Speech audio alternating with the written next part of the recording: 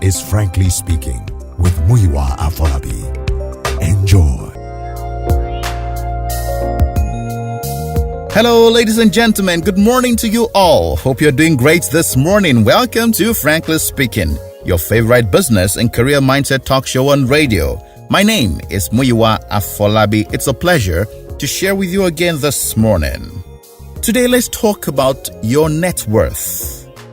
Your net worth. This one I have titled The Net Worth Challenge. The Net Worth Challenge. It's only natural for us humans to eventually disdain and criticize anything we can't understand, contain, comprehend, or apprehend.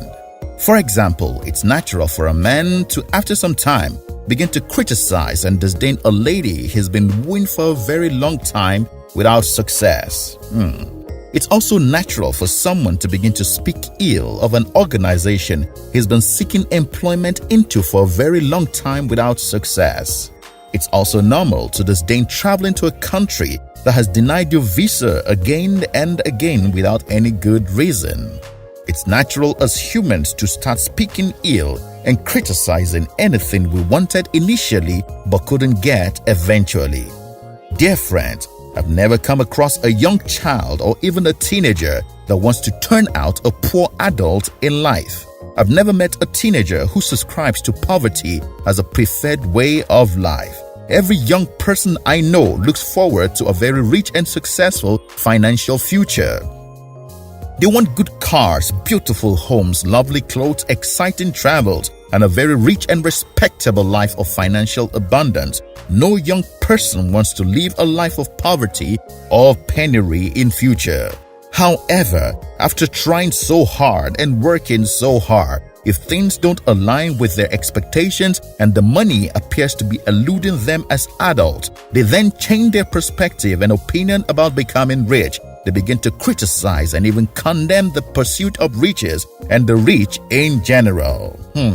They make it look wrong, sinful, and insensitive to chase wealth and become very rich. They try to make the rich take the blame for all the poverty in the world. They make the dream house, the dream cars, the dream vacations, the net worth, and the quality of life of the rich be the basis for criticizing the rich and in fact hating them. And they affirm very strongly that all rich people are corrupt, evil, or wicked. They affirm confidently that the base of every wealth is filthy.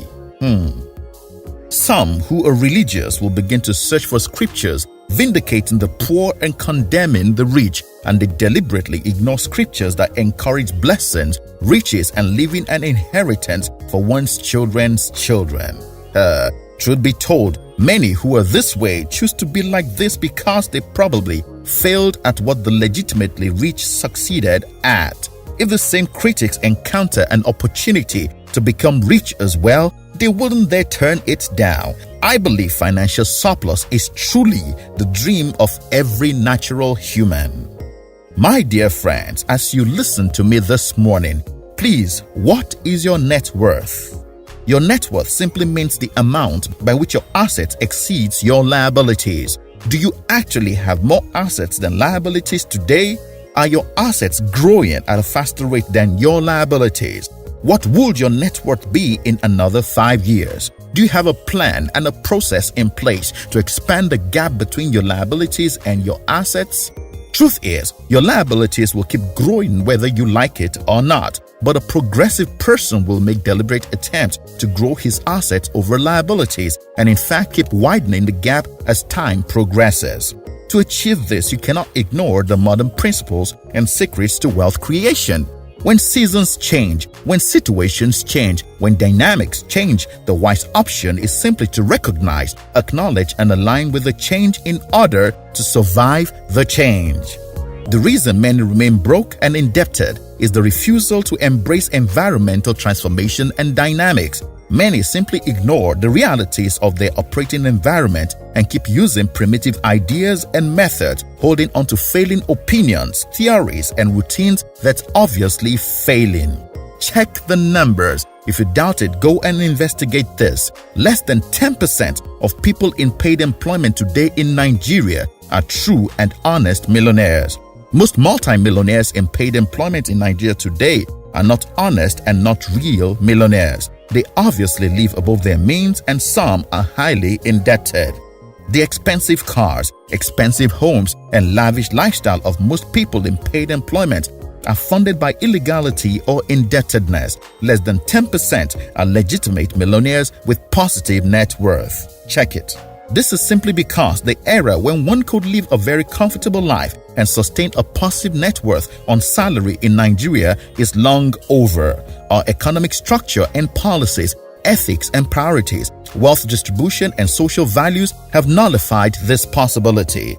Reverting to how things were, however, is an extremely difficult task. This is because it will require changing ideologies, behaviors, attitude and belief system of majority of Nigerians for things to balance out. It's not just in policies, political will and functional legal system. It's a mindset challenge. This being the case, my friend, the next smart move is to identify and plug into modern ways to appreciating your net worth within this current economic matrix. Ladies and gentlemen, survival instinct in every human being, including you, will make you do what you thought you couldn't do when desperate times call for desperate measures. Stop waiting in hunger for 6 to 8 months unpaid salary, folding your hands. I'm not saying it is right you're old, but you must survive and live. Don't become a victim of a situation you can't control. Don't just chill and accept this terrible situation in helplessness, praying one day the salaries will be paid. Create your own way of escape. Don't let pride, laziness, and ignorance fence you from very numerous other sources of income around you. Be creative, be productive, learn a trade, a skill, a business from a friend, an associate, or a colleague.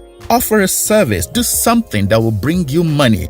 Many people are surviving and doing well without salaries. Salary is not the only means of income in this world. For how long do you want to keep begging using unpaid salaries as a good excuse? Will taking your own life solve the problems for those you're leaving behind?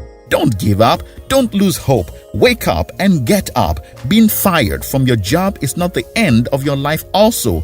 It's time to befriend people whom have always been self-employed and learn their ways. Change your thinking, your approach, and your lifestyle. There is hope, there's a better tomorrow, and there's light at the end of your tunnel. Change with the times and do the needful. If you need a new job or need to start business, pick up your phone and go through your contact list. Identify friends with experience in self-employment and business and arrange a meeting with them today. Stop waiting endlessly. Do something today. My name is Muyiwa Afolabi. Please enjoy your day. For questions and counseling, please call 0706 349 6599. To connect with Muyiwa Afolabi on social media, you can visit the website at www.muyiwaafolabi.com.